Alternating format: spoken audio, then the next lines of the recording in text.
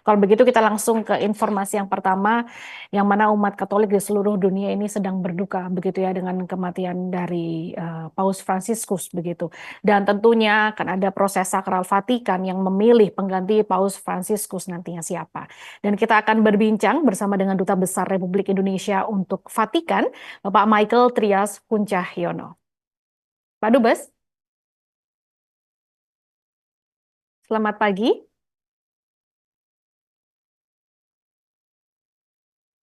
Halo, selamat pagi, Pak. Oh, Audionya sorry, belum terdengar. Ya, selamat siang, Mas Sheila. oke, ya, baik. Bapak Michael Trias Cahyono, Bapak Duta Besar Republik Indonesia untuk Vatikan ya, Pak. Kalau kita berbicara saat ini begitu ya, di mana di Vatikan, di seluruh dunia untuk umat Katolik ini sedang berduka begitu.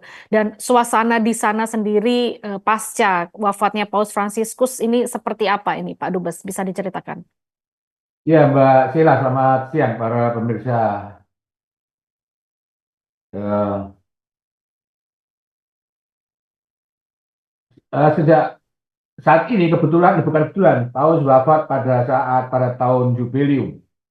Jadi memang sudah begitu banyak peziarah yang ada di Roma, Vatikan pada masa-masa ini, saya tahu sejak akhir tahun lalu dan makin ke sini makin banyak. Dan kemarin wafatnya Paus Fransiskus kemudian makin mendorong, menarik begitu banyak peziarah yang ada yang datang ke Vatikan ya. Sehingga dari hari ke hari suasana di sekitar lapangan Santo Petrus makin ramai, makin banyak karena banyak peziarah yang sempat saya ketemu dengan saya menyatakan bahwa bila mereka mau pulang mau memperpanjang tinggal di Roma, di Vatikan Roma untuk mengikuti upacara pemakaman Paus dan menunggu terpilihnya Paus baru. Jadi suasana memang memang makin makin banyak, makin ramai di sekitar Vatikan. Bahkan ada seorang romo kemarin ketemu saya mengatakan bahwa suasana seperti pasar sekarang karena demikian banyaknya orang yang ada di sekitar lapangan Santo Petrus. Begitu. Tetapi tentu dengan suasana-suasana yang sangat berbeda dengan hari-hari sebelumnya, Mbak Sila dalam pendengar, pemeriksa semuanya. Karena pada hari sebelumnya, sebelum hari Senin itu semua serba bergembira, tapi kemudian sejak hari Senin, sejak pagi hari disiarkan bahwa Paus Fransiskus meninggal dunia, suasana terus berubah. Jadi suasana berkabung sangat terasa di sekitar lapangan Santo Petrus. Itu yang kami rasakan. Begitu, Mbak Sila. Ya, baik, Pak. Berarti kalau tadi sempat diceritakan begitu ya bahwa di sana sangat ramai begitu ya banyak peziarah yang mengunjungi berarti ini sedang terjadi lonjakan peziarah ya Pak ya. Jadi untuk pengamanan khusus atau perubahan agenda-agenda publik di sana seperti apa Pak? Kalau pengaman ya, ada pengaman biasa itu sekitar Vatikan, lapangan Santo Petrus. Karena kayaknya berkaitan dengan pihak Italia kan itu, karena ada Vatikan itu ada di tengah kota Roma, jadi Roma Italia. Jadi saya kurang tahu tentang pengamanan dari pihak Italia ya, karena memang saya lihat ya begitu kita keluar dari lapangan Santo Petrus sudah Italia, ada bagian masuk wilayah Italia. Jadi tentu ada pihak dari pihak Italia mengantisipasi datangnya nantinya akan datangnya banyak tamu-tamu besar, tamu-tamu negara yang akan ikut yang akan datang merayakan pada meninggalnya Fransiskus, Paus Fransiskus tentu ada pengaturan khusus dari pihak pemerintah Italia. Tapi tadi saya sampaikan di sekitar lapangan Santo Petrus memang itu menjadi pusat dari perkabungan ini.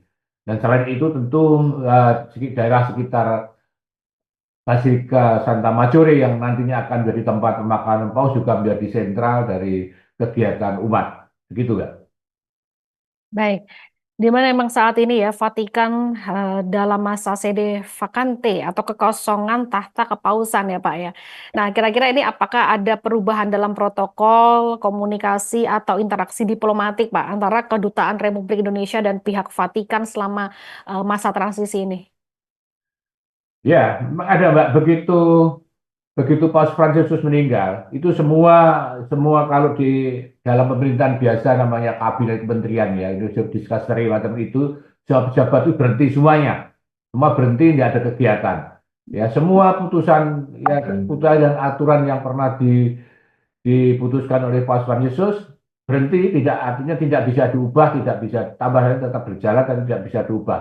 Ya, dan itu semua kegiatan tidak ada lagi eh, kalau dalam pemerintahan biasa menteri-menteri ini dan itu nggak ada lagi karena semua berhenti semuanya. Cuma ada di bawah tanggung jawab seorang. Setelah itu sudah mulai kegiatan persiapan pertama persiapan pemakanan paus dan kemudian persiapan pemilihan paus baru. Jadi semua kembali pada apa ya konstitusi apostolik ya, konstitusi gereja ada konstitusi yang mengatur semuanya setelah wafatnya seorang paus. Nah nanti Romo Koko bisa menjelaskan lebih jauh tentang konstitusi Universi Dominici Gregis itu yang menjadi aturan konstitusi yang mengatur setelah seorang paus meninggal dunia. Konstitusi diputuskan oleh Paus Yohanes Paulus pada tahun 96 kalau salah, 96. Itu kemudian semua berubah. Ada kemudian yang mengatur adalah seorang Kamelinge, katakanlah semacam uh, pengatur sementara, yaitu bertanggung jawab semuanya, seorang Kardinal Farel. Kalau kita melihat pada waktu meninggalnya Paus Fransiskus diumumkan oleh tiga orang yang membacakan adalah seorang Kardinal Farel, dialah yang sekarang bertanggung jawab dibantu oleh tiga orang kardinal ya, dibantu oleh tiga kardinal yaitu Kardinal Karolin yang sebelumnya ketika Paus Fransiskus masih hidup hidup adalah Kardinal Parolin adalah Sekretaris State ya. Sekarang itu membantu Carmelin itu. Lalu tiga orang kardinal, Kardinal Parolin, kemudian juga Kardinal Stanislao Ritko dan sudah satu lagi Kardinal Fabio Baggio. Tiga orang itu plus Camerigo diminta mempersiapkan semuanya, termasuk mempersiapkan nanti pemilihan paus itu ya. Dan kemarin sudah ada pertemuan yang namanya Dewan Kardinal, Kolegio para Kardinal itu sudah hadir ada sekitar 60 kardinal. Ada pertemuan pertama, ada pertemuan Kolegio Kardinal pertama sudah memutuskan kapan jenazah itu dipindahkan dari Santa Marta tempat sekarang sampai sekarang ini jenazah disemayamkan setelah meninggal dan kemudian proses-proses selanjutnya kapan pemakaman dan kemudian proses selanjutnya uh, untuk pemilihan paus baru ya. Karena kan diputuskan bahwa nanti nanti ini hari, jadi ini hari Rabu ya, hari Rabu pagi ini nanti jam 9 itu berdasarkan keputusan Kolegio para Kardinal tadi yang tadi saya sampaikan sudah mengadakan sidang pertama. Hari ini jam 9 jenazah akan dipindahkan dari Santa Marta ke Basilika Santo Petrus. Jadi jalan tadi ada jam 9 tadi ada upacara pemindahan itu. Jadi terbatas untuk kalangan dalam saja. Kemudian sudah diputuskan akan ada nanti dimakamkan pada hari Sabtu pada tanggal 26 ya. Sabtu 26 pada kemudian itu itu sudah diputuskan oleh pemerintahan semacam dalam pemerintahan biasa bukan Vatikan itu semacam pemerintahan interimnya gampangannya begitu supaya kita mudah tidak pakai istilah-istilah yang gerejawi. Setelah pemerintahan interimnya itu diputuskan nanti tanggal 26 hari Sabtu akan ada upacara misa eh, requiem pemakaman Paus Fransiskus di lapangan Santo Petrus jam 10 pagi. Ya, setelah misa pagi itu kemudian jenazah dibawa masuk ke dalam Basilika Santo Petrus dan dari sana keluar lagi dibawa ke Basilika Santa Maggiore untuk dimakamkan. Nah, sejak hari Jumat Sabtu itu berdasarkan apa namanya sidang para kardinal, sidang kolegio para kardinal dimulai yang namanya Novendialis ya. Artinya apa? 9 hari masa berkabung ya. Novendialis dari mulai hari Sabtu ya, pemakaman paus itu dimulai berdasarkan keputusan sesuai dengan konstitusi apostolik tadi yang diputuskan oleh kolegio para kardinal dimulailah yang namanya Novendialis. Itu adalah 9, dialis adalah masa berkabung. Dimulai masa berkabung. Jadi masa berkabung itu tidak dimulai sejak Paus wafat pada hari Senin pagi pukul 07.35, tapi baru dimulai Besok hari Sabtu, Noventialis, 9 hari masa berkabung, dan selama 9 hari itu ada doa rosario dan misa setiap hari dipilih para kardinal jam 5 sore. Nah, selama misa 9 hari itu dan setelah itu selesai baru tadi yang dikatakan Nisbat Singgung akan diadakan pemilihan paus baru. Pemilihan paus baru dilakukan 15 hari setelah wafat. Jadi kita hitung sejak hari Senin kemarin 15 hari ke depan, kira-kira tanggal 10 kalau salah ya, kita hitung baru akan ada pemilihan paus baru. Nah, sekarang ini dilakukan tadi saya sampaikan dilakukan persiapan-persiapan yang dilakukan oleh Kolegio para kardinal itu tadi yang dipimpin oleh Carmelengo Kardinal Kevin Farrell. Kira-kira itu gambarannya Mbak Zela. Ya, baik itu tadi rangkaian agenda-agenda dari Vatikan begitu ya Pak ya. Nah, tahapan demi tahapan yang dijalani Vatikan hingga nanti prosesi berkabung 9 hari ke depan begitu dan juga nanti terpilihnya Paus baru ini nanti akan disampaikan kepada perwakilan asing ya Pak.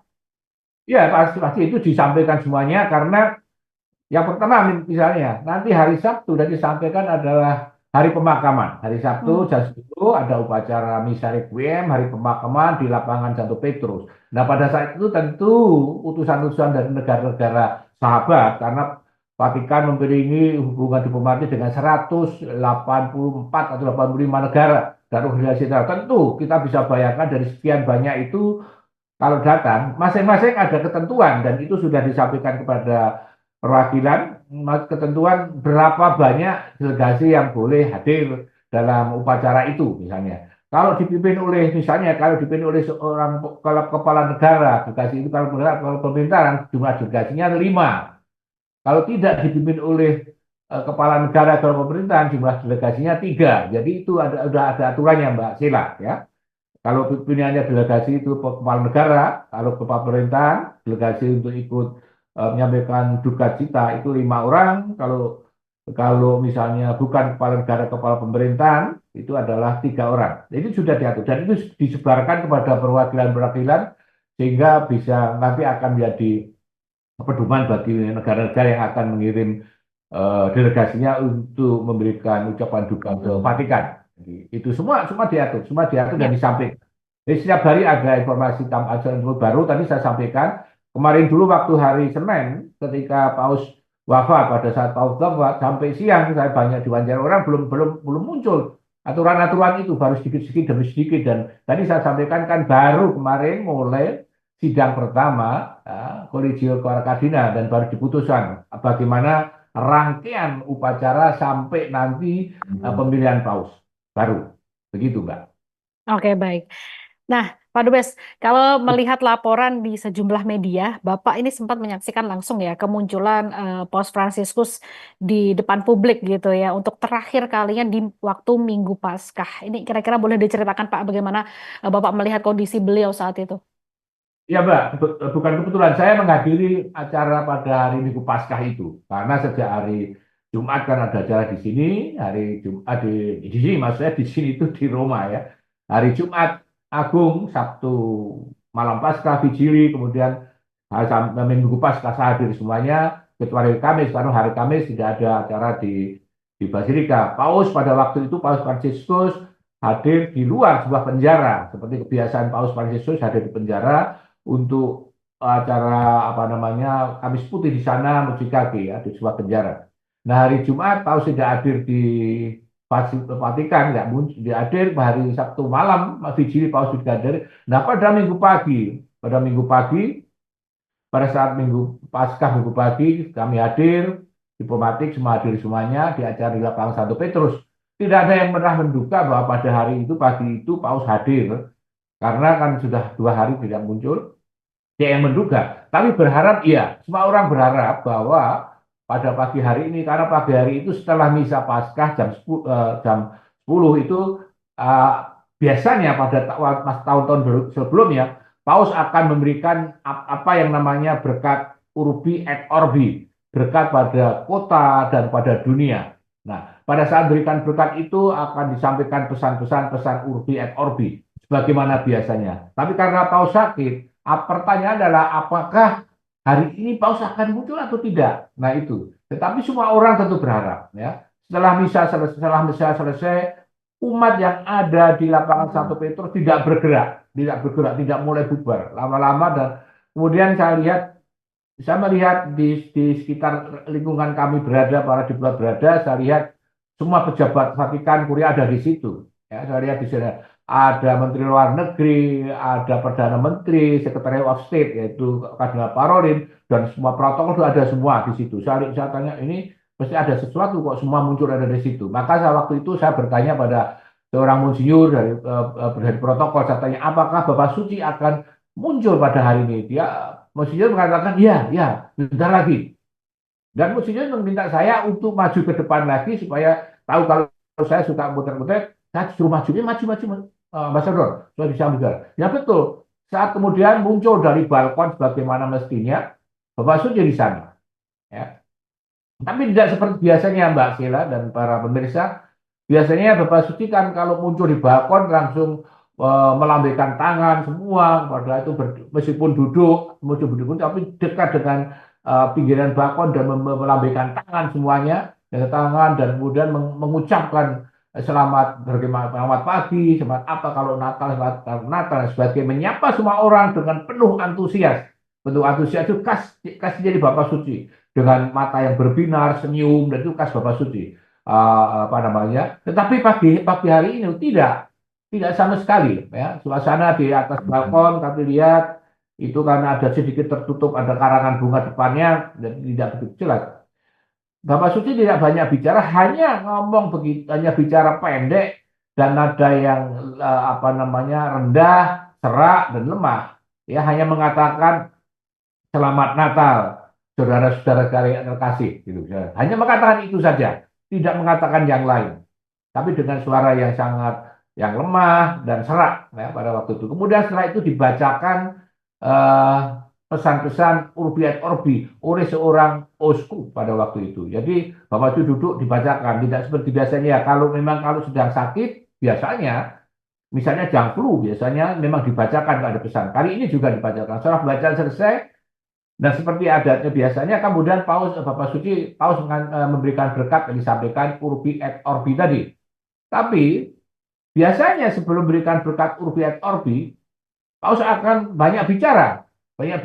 Ada prolog sebelum berkat itu disampaikan. Tapi kali ini tidak ada prolog sama sekali. Tidak ada prolog sama sekali. Bapak Suci langsung memberikan berkat dengan sama seperti pada saat membuka, dengan suara yang pelan, serak, ya, pendek, langsung mengucapkan berkat itu dalam bahasa Italia, ya. Kasih Bapa, Putra, dan Roh Kudus, hanya itu saja dan selesai. Ya, dengan tadi saya sampaikan suara yang apa namanya, yang rendah, serak, ya. Jadi ada tentu menjadi pertanyaan juga, dan semua pasti Pak maklum, oh ini masih sakit, kan gitu saja kan, ini masih sakit karena suara serak dan tidak seperti biasa. Biasanya akan menyapa kalau lihat bendera banyak, misalnya bendera Indonesia akan mengatakan Indonesia, ya begitu. Kalau lihat bendera Jerman mengatakan Jerman, biasanya akan ngomong gitu. Jadi akan terjadi sorak-sorai demikian di lapangan Santo Petrus. Kemarin dulu ada sorak-sorai memang karena hadirnya Bapak Suci yang diharapkan. Ya. Setelah itu udah undur diri dan umat tidak juga yang di lapangan Santo Petrus ribuan orang itu tidak juga langsung bubar, tidak juga masih berharap-harap. Ya. Kemudian kami di atas di balkon melihat ini ada apa kok kayak gini. Kemudian saya lihat ke bawah menoleh ke arah kanan ke arah gereja, di samping gereja Balisel itu ada lorong. Dan saya lihat di sana ada mobil putih, mobil biasanya dibawa oleh Bapak Suci. Wah, kok ada mobil di situ? Apakah akan keliling lagi? Tapi apakah mungkin keliling dengan kondisi seperti itu? Ternyata betul, saat kemudian saya lihat Bapak Suci naik mobil itu dan keluar keliling. Itu hebohlah suasana di lapangan Santo Petrus. Saya tidak menduga bahwa pada akhirnya kok muter juga. Ya, ketika muter memang tidak seperti biasa yang berdiri dan kemudian melambaikan tangan. Bapak Suci memang melambaikan tangan, tetapi tidak tinggi.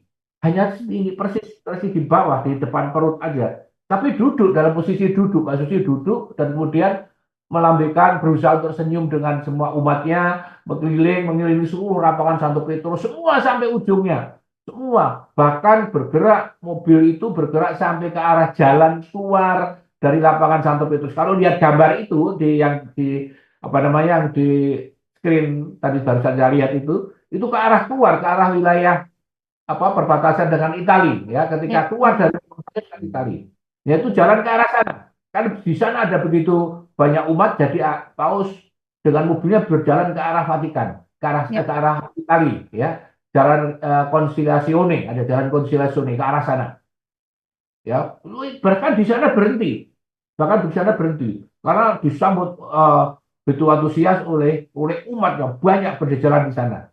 Saya masih ingat seorang staf KBRI Vatikan yang berdiri di samping saya mengatakan, Pak Dubes, ini Bapak Suci kok mengarah ke sana?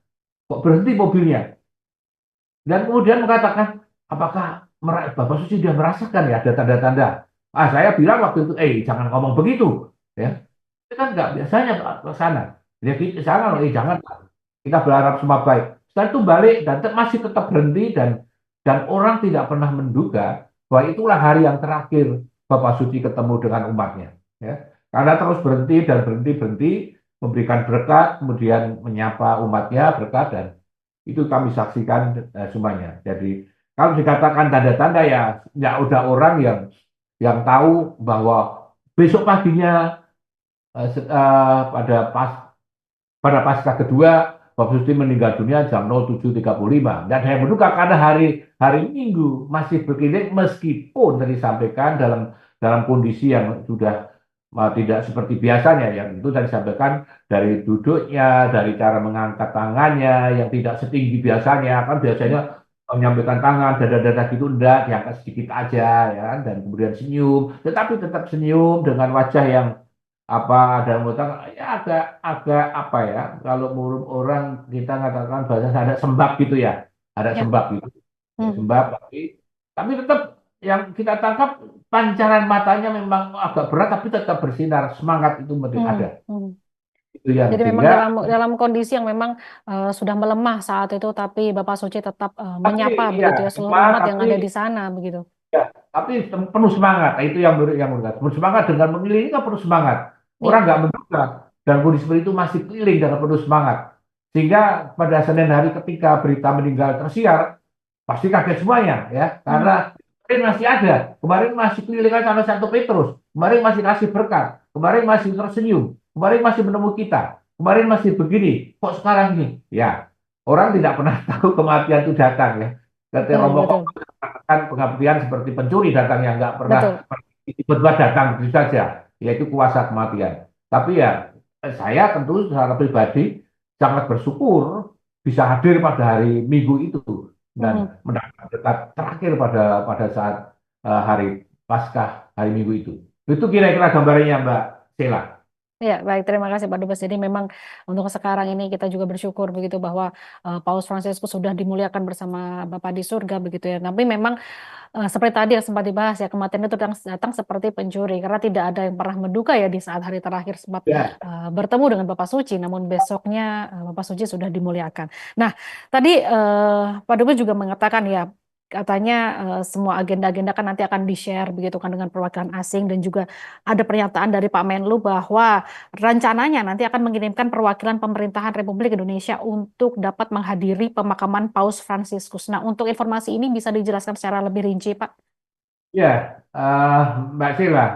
Setelah saya agak mundur sedikit, setelah kami kami KBRI mendengar berita Paus berpulang, saya langsung kontak, memang langsung kontak ke Jakarta, ke Direktur Jenderal Eropa dan Amerika, Pak Umar Hadi, mengabarkan bahwa Paus Franciscus telah wafat. Dan kemudian disampaikan segera Pak Dirjen akan segera melaporkan ke Menlu dan ke Istana. Nah, itu kemudian saya bilang saya menunggu arahan dan petunjuk selanjutnya. Jadi saya tunggu dan kemarin Kemarin saya mendapat informasi dari Jakarta, dari Pak Dirjen, dari juga Pak Direktur Eropa, Pak Sarnovic, bahwa dan juga dan juga dari yang kontak saya Pak Yonan juga akan ada Bapak Presiden Prabowo sudah menunjuk delegasi Indonesia yang akan mewakili Presiden dan pemerintah serta rakyat Indonesia hadir ke Vatikan